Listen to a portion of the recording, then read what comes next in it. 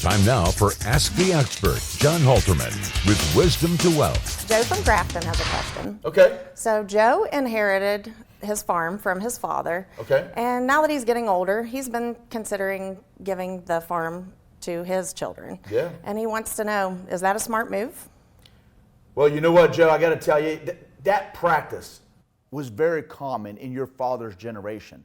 But one thing you have to consider is you got to consider how much appreciation that farm has had. Because the one mistake that I see all the time that people don't factor in is when they do that, what they've done is they give up what they call a stepped up in basis. So let me give you a good example of that. I had a gentleman who his father only paid $2,000 or $3,000 for their farm. And then he gave it to him, and now it has some energy on it, and it's worth over $1 million. Well, if he goes and gives that to his children, basically his children will now get that cost base of just $2,000 or $3,000, which means they have to pay taxes on that farm based upon that total appreciation.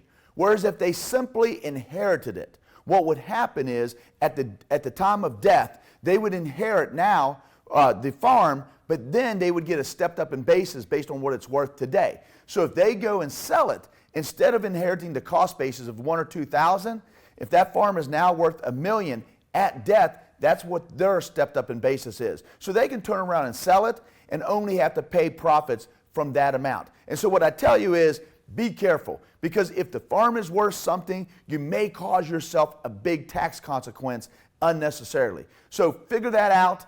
Talk to somebody like myself. If you're not sure, we can definitely be of help to you. For more answers, call or visit our website today.